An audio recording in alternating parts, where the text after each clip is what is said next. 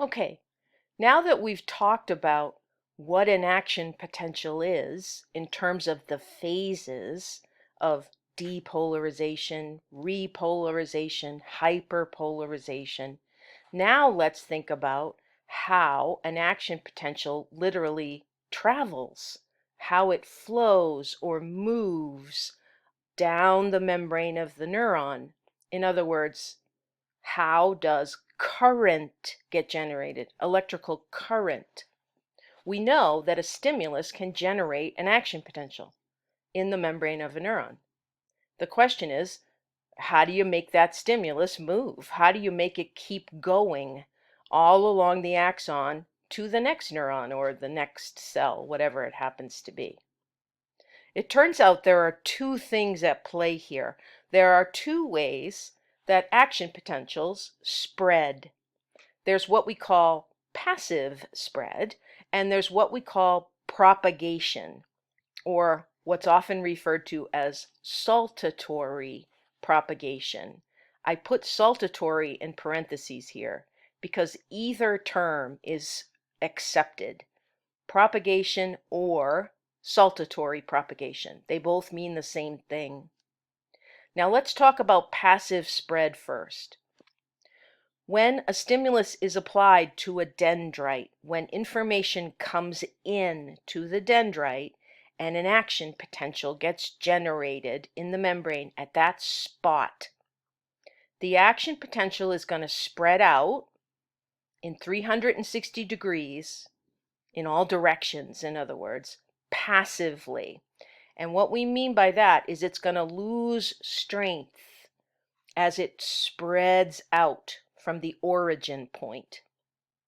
Now, what propagation is the action potentials are going to be actively regenerated at certain locations from point to point. On this slide, you're looking at an average looking neuron. This would be what we call a multipolar neuron, remember? So we're looking at this neuron across time. Up at the top, you can see the nerve cell or the neuron cell body. You can see dendrites extending off of that cell body. You can see the axon here, and then you can see all the branches and the terminal branches and those synaptic knobs. An incoming signal is being applied right here to that dendrite, right where you see the red. A stimulus is being applied. The membrane potential is being increased, and we're going to imagine that it hits threshold.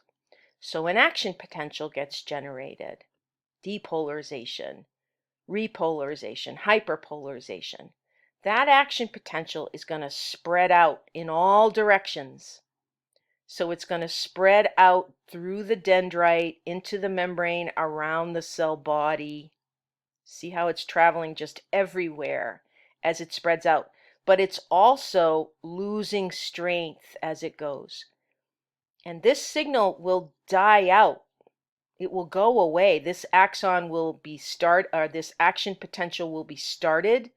It will spread and then it will end. But there's one location that's going to determine whether or not a new action potential will be generated, and that's the axon hillock. Remember, we said the axon hillock is the point where the cell body meets the axon. And the reason the hillock is so important is because it is loaded with sodium channels. There are lots and lots of sodium channels in the membrane right here. So when this incoming signal stimulates an action potential, the action potential spreads out across the nerve cell body. If it makes it to the hillock, what's going to happen is it's going to be a stimulus at the hillock. And the stimulus is going to cause those sodium channels to open, and we're going to generate a new action potential. So first action potential in red spreads out passively in this sort of a peach color, brownish color. It hits the hillock, we get a new action potential in red. Now this action potential is going to travel in all directions. It's going to go backwards some, it's going to go forwards some. The thing about the backwards direction is, remember that back here we already just had an action potential. So we are probably at the point where the potassium channels are open, and we are repolarizing or hyperpolarizing back here. So even though it's traveling this way, not much is going to happen. We're either in the absolute refractory period or the relative refractory period. But as the signal travels this way, passively, it's going to hit another location where there are lots of sodium channels. And what's going to happen? We're going to depolarize. We're going to start a new action potential. And then it's going to happen again and again. And we're going to send new action potentials down the length of this axon. This is propagation. The regeneration of action potentials, or you could also say the generation of new action potentials down the length of the axon. This is electrical gradient in motion. This is electrical current. Action potentials get received by the dendrites around the neuron cell body. Action potentials can even arrive on the cell body itself. They can even come in and be received on these very early branching points on the cell body. The key thing is that an incoming action potential isn't worth much if it can't generate new action potentials down here at the hillock, and then more and more action potentials along the length of the axon. We need that signal. We need that current to make it to the end of the axon, because then it can be sent along to the next cell. We need propagation to occur. We need electrical current to be generated. But here's a question. What about a myelinated axon? Doesn't the myelin cause a problem? If myelin is wrapped around an axon, it means it's covering the membrane. If myelin is covering the membrane, even if we open up sodium channels, sodium can't rush through. There's myelin in the way. Well, this is why the myelin sheath is discontinuous.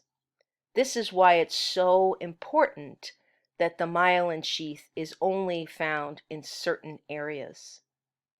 The in-between areas, those unmyelinated places, remember we called those nodes of Ranvier.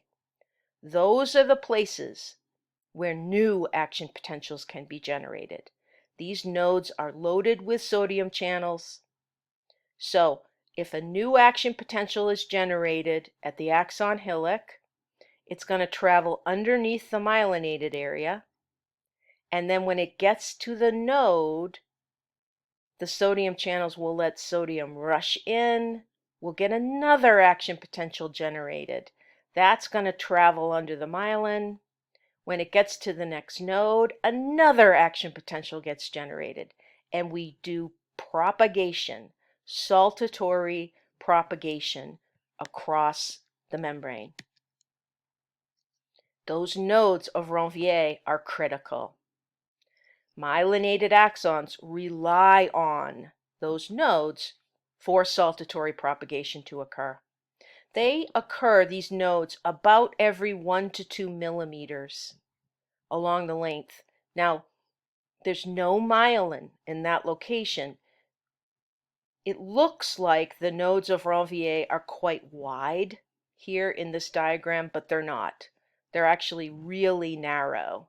So there's a long stretch of myelin, then there's this really narrow break, then there's a long stretch of myelin, and so on.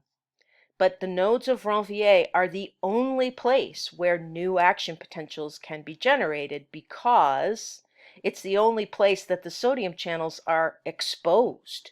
It's the only place where sodium outside of the cell could travel through the ion channels to the inside of the cell. Remember, there's cytoplasm inside an axon.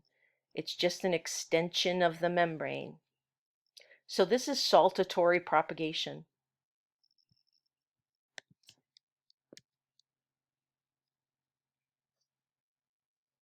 So we've talked through how an action potential is generated at one spot, one location in a neuron membrane. We've talked about how action potentials get propagated all down the length of the membrane, down the axon. Now we need to talk about how that signal, that electrical signal, gets sent on to the next cell.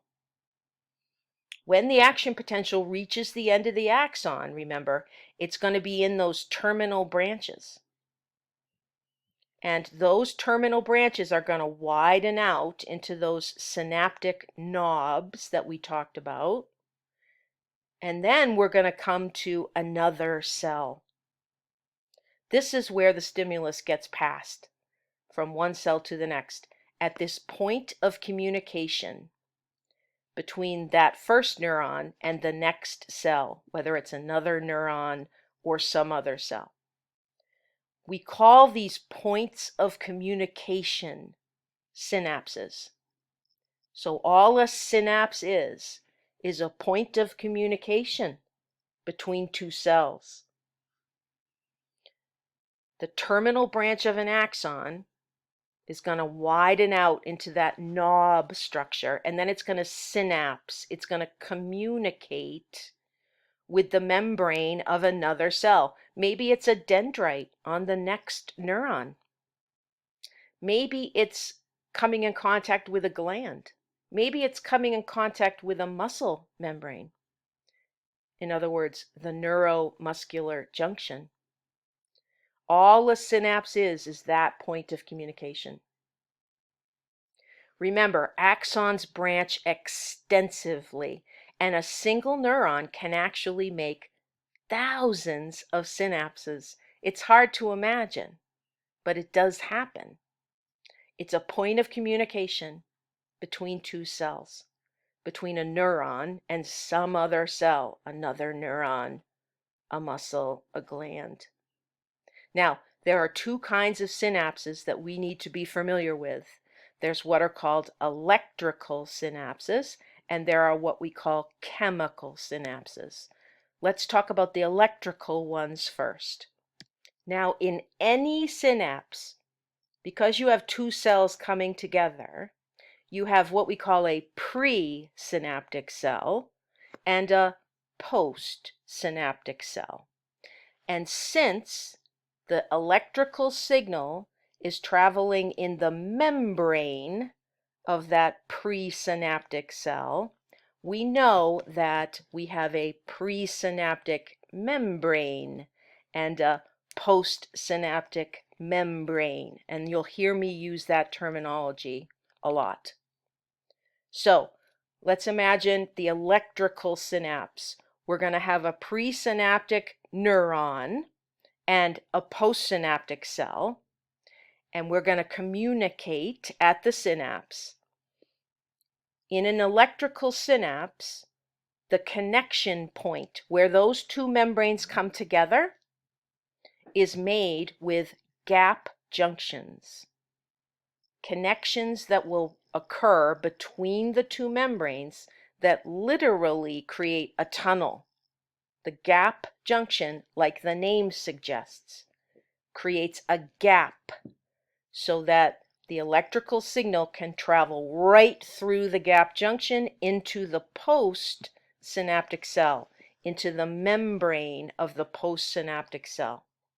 Now, the reason that electrical synapses exist is because there are places in the body where we need the synapse to allow for cell-to-cell transmission with virtually no delay.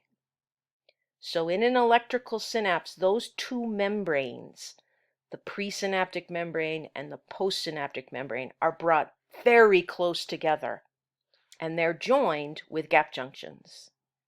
It's as though the two membranes were close enough to be one membrane. And I'll show you a picture of this in a minute. Electrical synapses are the less common type of synapse in the body, but they're found in very critical locations. They're found where the speed of transmission of that signal from one cell to the next is essential. And of course, the most obvious place where you see this is in the heart.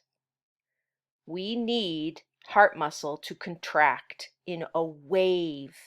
We need the muscles to contract, or the muscle fibers to contract, not all at once, but in a wave across the heart, in order to create the pumping motion that is critical for the function of the heart. In this diagram down here, we're looking at the cardiac muscle and the associated vessels in this brownish red color, and we're looking at these green pathways.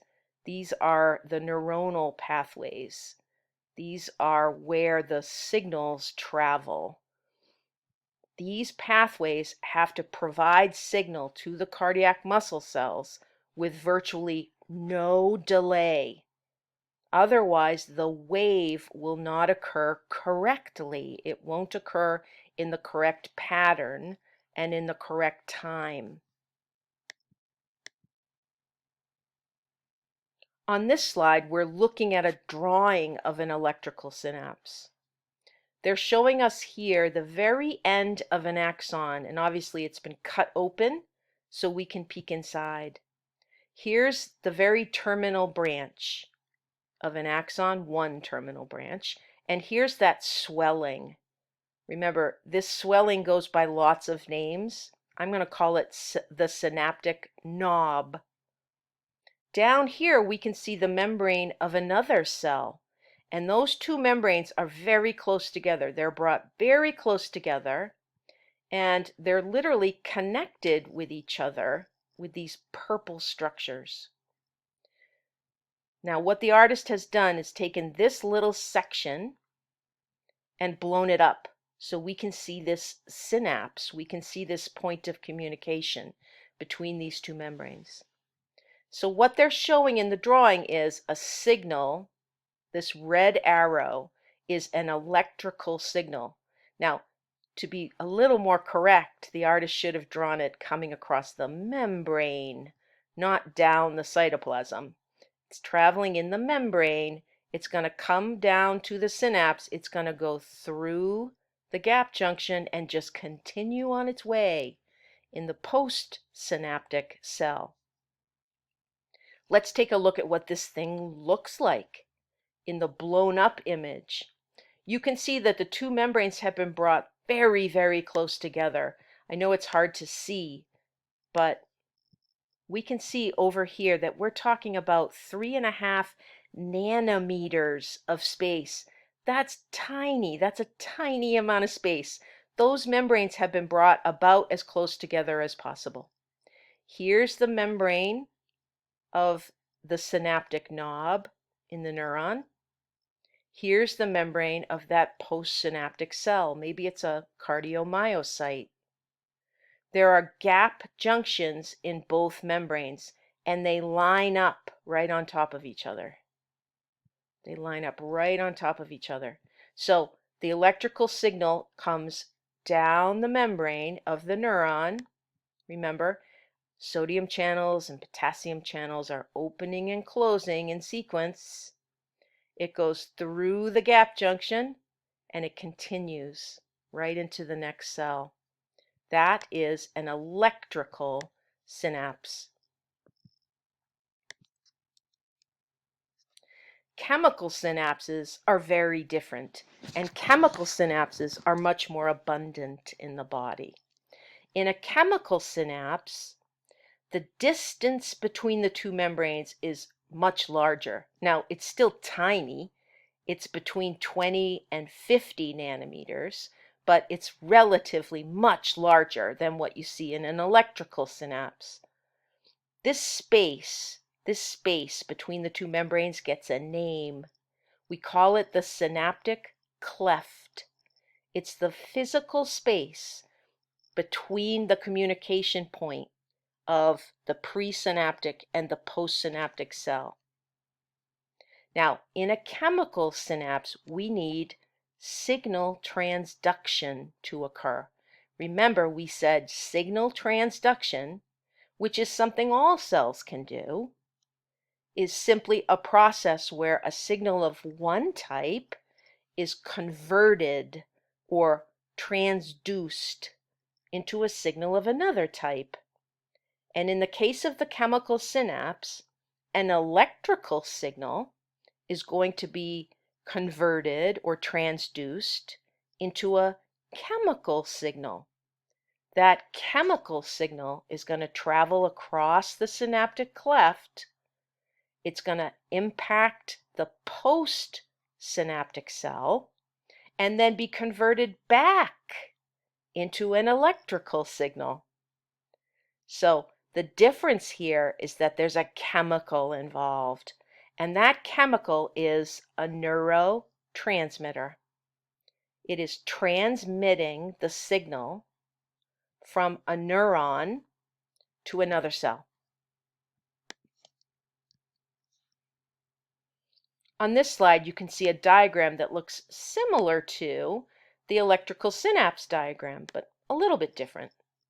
Here's a terminal branch of an axon. Here's a synaptic bulb. Here's the postsynaptic cell, whatever it happens to be. So here's the postsynaptic membrane. Here's the presynaptic membrane.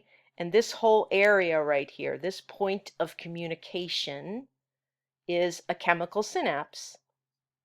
Now they're showing us that down in the terminal bulb, the synaptic knob, there are all these little circular vesicles. These are full of neurotransmitter. They're actually made, they're synthesized up in the nerve cell body.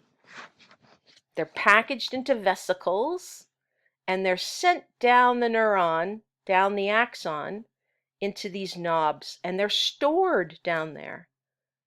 They need to be there when they're needed, so they're stored in that area. Now, here comes an action potential, that red arrow again. Remember, it's really traveling in the membrane.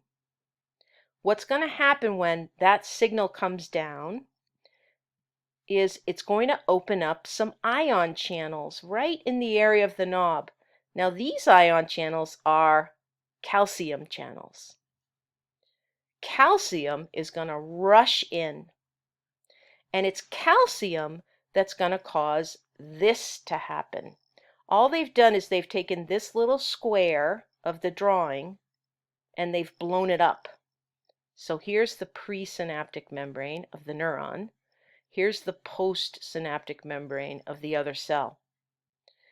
The calcium is going to cause those little vesicles full of neurotransmitter to fuse with the membrane and release the neurotransmitter. The vesicles are called synaptic vesicles because they're stored right down here near the synapse. And they're full of neurotransmitter.